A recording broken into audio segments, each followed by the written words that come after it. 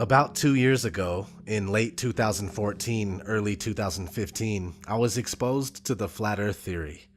Though at the time I was intrigued by the idea, I still thought it was impossible. I kept looking at it anyway. Some things I laughed at, some things made me think to myself, that actually makes sense. So from January 2015 to October 2015, it became an everyday thing for me to wake up, get my coffee, and then sit down and look at the Flat Earth theory. At least that's what I used to call it, Flat Earth theory. After 10 months of examining the information available and also figuring out other things on my own, it became quite clear that the Flat Earth is the truth. Do we know the exact layout of the Flat Earth? No. But I still believe that the Gleason's map is possibly the real deal, but I'm not certain. One thing I know for sure is that no one has debunked it. It's only been denied by people who can't adequately show why it doesn't work. To me, it makes sense that Gleason's map is accurate because it easily converts into the globe model, and that's how this deception started. They just turned the accurate flat map into a globe and said, "This is where you live." And many people say the Gleason's map is just a flat representation of the globe, which is wrong.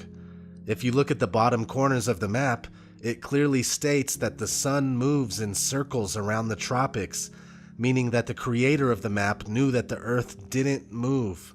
But also, Alexander Gleason wrote a book called Is the Bible from Heaven? Is the Earth a Globe? And you can easily see for yourself in the book that he is a flat earther. Now the thing is that his map wasn't released until 1892, but the Flat Earth map, now called the Azimuthal Equidistant map, has been around since about the year 1000, possibly earlier. That's older than the oldest known globe on Earth, which comes from 1492. And that's actually around the time that this whole deception started. It was during the lifetime of Copernicus and around the time of the creation of the Jesuits. We don't know all the exact details because we know that history has been rewritten time and time again to benefit those who have put themselves in charge. But if you are honest with yourself, you can see clearly that this heliocentric globe Earth deception began around 500 years ago. Anyway, back to the maps. Let's just say for a minute that flat earthers don't have a good map. Well, either do globe earthers. Check this out. How many of you have ever seen a map that looked like this before? How many of you have ever seen this map? Seen that map. Yeah. Isn't this the map that you use K through 16 in the United States of America? Now, folks, look at this map. According to your social studies teacher, what is the equator? Right An down imaginary in there. line where? Yeah. Around the center of the Earth. Then if this map is correct, then the equator must be here, and Chicago has a tropical climate. Now, folks, this is the map that we use in the schools. Look where the United States is, in the middle of the world, right? Now, here's the USSR, which is no more, of course, Mongolia, China, Africa, India, Pakistan, Afghanistan. Now, look over here. USSR, Mongolia, China, India, Pakistan, Afghanistan. Twin Indias here. We have two Indias. Did you know that? Now, people, this is a flat-out lie. Look at the size of Greenland and the size of South America. According to your social studies teachers, what were continents? Largest land masses on the face of the Earth, right? Now, do you know the continents?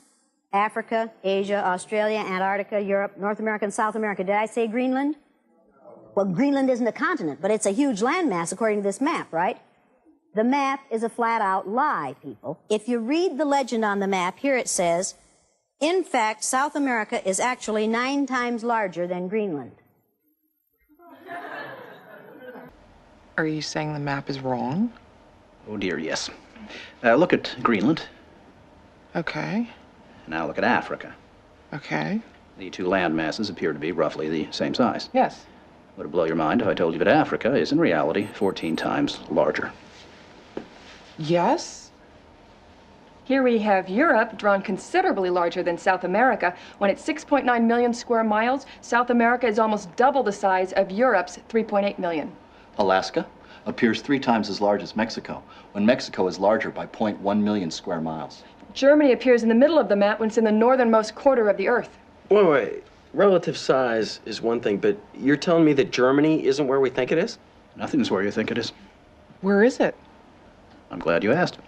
Not only things like that, but NASA can't even make the same layout twice for some reason. Notice in these official NASA images that the layout of the Earth is never the same. In 2002, North America is this size. In 2012, it's this size. And in 2015, it's yet again a totally different size than both of those. But the fact of the matter is, none of these pictures are real anyway. NASA employee Rob Simon has gone on record saying that the Earth is photoshopped because it has to be. It is photoshopped, but it's has to be. There's artistry to creating the world. What I imagine it to be. Unfortunately, I'm not an astronaut. I've never been to space. Now, why don't we have any pictures of the Earth? It's 2017, and you think this is normal? Maybe because we can't leave the Earth, just like in the Flat Earth model, which has a sky barrier known as the firmament or the dome? NASA tries to be clever and say that we can't leave the Earth due to the Van Allen radiation belt. Right now, we only can fly in Earth orbit. That's the farthest that we can go. And this new system that we're building is going to allow us to go beyond and hopefully take humans into the solar system to explore. So the moon, Mars, asteroids, there's a lot of destinations that we could go to, and we're building these building block components in order to allow us to do that eventually. The kinds of technologies that we're testing out on Space Station are definitely helping us with our goals of going beyond low Earth orbit. But if you're smart, you know that this is a cover for the dome. We can't leave Earth, people. I mean, Bill Nye the Science Guy even tells you this straight up. One thing I really want your generation to embrace is that the Earth is a closed system. We cannot leave the Earth. One thing I really want your generation to embrace is that the Earth is a closed system. We cannot leave the Earth. And you still argue otherwise. Not that we need Bill Nye to figure this out, because we don't. He's a paid-for liar. But they put the truth out so later when it becomes too much to bear, they can just say, well, we've been telling you the whole time. But you act like you don't hear it, and you just make excuses for why they say these things, and it's ridiculous. You can observe for yourself that water does not curve. And this is funny. People will say that raindrops prove that water does curve. But have you ever seen a gallon of water in the form of a sphere? Let alone 326 quintillion gallons of water? Well, at least that's how much water they tell us is on Earth. Should we believe them? Probably not. But we do know that it's a lot of water. Either way, you've never seen any experiment show that a good amount of water can curve or take the shape of a sphere. So your raindrop argument doesn't work. If you actually take the time to look into the flat Earth and all of its angles, it becomes 100% crystal clear that we do not live on a spinning ball flying through infinite space. Some folks say that it would be impossible to be nighttime and daytime on a flat Earth at the same time. But if you actually looked, then you would know that it's completely possible, because the sun is closer and smaller. Here's a video from an Alaskan cruise. You probably wouldn't believe this if we didn't show you. Here's out our balcony. It's about 10 o'clock at night. It's almost dark. It's amazing. You can see the moon shining and reflecting brilliantly on the water. But then as you pan to the left, it's actually still daylight over here. And the sunset. Look at that beauty. And it won't ever completely settle over there. It will stay light actually the whole night. But over here, the moon rising out of there. It's day and night at the same time, just in that area alone. Of course it would be possible on a bigger scale. Now this brings me to the division that Flat Earth has caused among the so-called truth community. A lot of people that suffer heavily from cognitive dissonance say that the Flat Earth information is a psyop and it only serves to divide us and discredit those of us that see the information as correct. But this is not true. It's only an excuse for cowards that are scared of the information for one reason or another. Some people don't want to accept the flat earth because of the implications of a creator. Some people can't accept it because of the mental conditioning coming from schools and television that they have been dealing with their whole life. Whatever the reason, I can understand up to a certain extent, but if you have really dove into the flat earth info, and I mean really dove into it, like you let go of your preconceived notions of what the earth is and you examined it unbiasedly, there's no way that you would come back thinking that the earth is a spinning ball. You may come to the conclusion that you honestly just don't know, or you may be 100% sure that the earth is indeed flat, but you would never accept the heliocentric model of the universe after genuinely looking into the flat earth for a good amount of time, which leads me to my next point about the division that flat earth has caused, because it has caused division. What the flat earth has done is divide the real truth seekers from the run-of-the-mill people that don't know the truth when it slaps them in the face. The flat earthers that I interact with are the most logical, down-to-earth people that I know, and they have amazing sense and excellent intuition.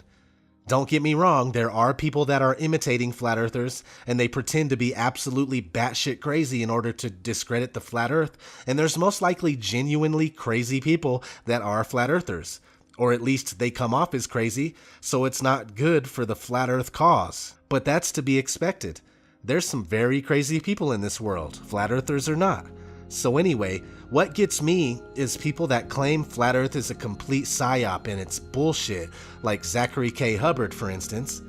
The dude hates flat earth so much and thinks it's stupid that we debate the shape of the earth while it's quote unquote on fire.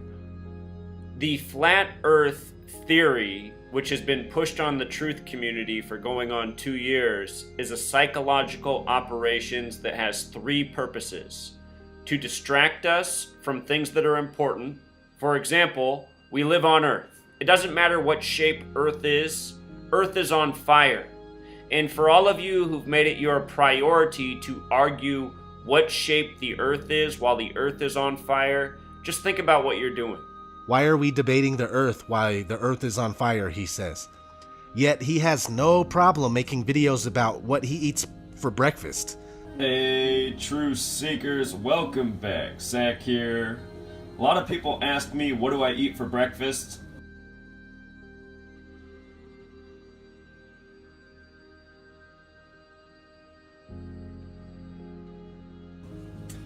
I'm a routine guy. I eat the same thing almost every single day, and this is just how I make it. I normally have oatmeal and tea for breakfast. I don't use instant oats, I use regular oats, but I make it just like this. I just pour hot water straight from the teapot.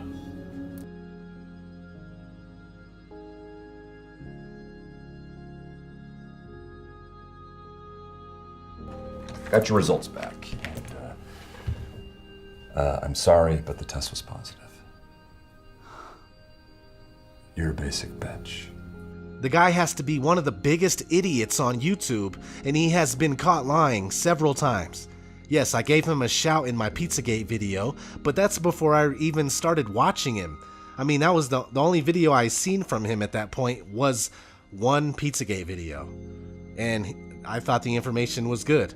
But his channel is about how sports are rigged, and you can tell by using gematria on the games, dates, players, and whatnot. But he has never had it right anyway. He had the Giants and the Colts for this year's Super Bowl based on that information, and well, neither of them are even in the running anymore. But that's when he picks more teams and plays like that's what he was saying the whole time. He does it all the time, each and every time. Sorry, I'm getting a little carried away on Zach. But he's the perfect example of a fake-ass truth seeker, and he only serves as confirmation bias for others that don't want nothing to do with flat earth for whatever reason. And I'll give you another example. What Is Real is a YouTube channel that doesn't like flat earth. I've spoke with him before, and he just can't accept it. He says he hates it. Here he is on one of Zachary's videos expressing how the flat earth makes him sick. First off, emotions don't have a place in the truth movement. Second, when anyone makes an anti-flat earth video, he's on it, ready to support. because it's reinforcing his belief in the spinning ball Earth, which is all he wants to hear. He wants to hear what he already believes. He doesn't want to hear the truth. He doesn't want to accept the truth, not what the actual truth is. Now, people like that don't belong in the truth movement. Therefore, the division is okay by me. Flat Earth has given me good reason to pay attention to people. It's simple, really. If they are flat earthers, then they have the ability to overcome cognitive dissonance. Therefore, they are sincere in their pursuit of truth. Not all flat earthers, though, because some are obvious shills. But also, you don't have to be a flat earther for me to take you seriously. It's just that flat earthers and ball earth skeptics that admit they don't know have more credibility because flat earth is the truth. But I can't be mad at anybody who hasn't taken the time to look at flat earth. It's when you have looked at it and you conclude that it's bullshit is when I have a problem with someone or I stop paying attention to someone. There's no use in me wasting my time on someone that can't even admit the truth to themselves. That's how I see it. Flat Earth has been everything but proven 100%. But what do you expect? There's a 500-year and running conspiracy to hide the truth from us. It's not like it's supposed to be extremely easy to figure out. That's the whole point with truth-seeking. People have covered up the truth, and we are trying to uncover it. It's not supposed to be a piece of cake. So leave your ego behind if you're really about the truth. Because this is bigger than all of us. It's not about me. It's not about Eric Dubé. It's not about Jeranism. It's not about who found it first or whatnot. It's about the truth and getting it across to people in the most successful way possible. And that's it. All I want is to see people wake up and take their power back.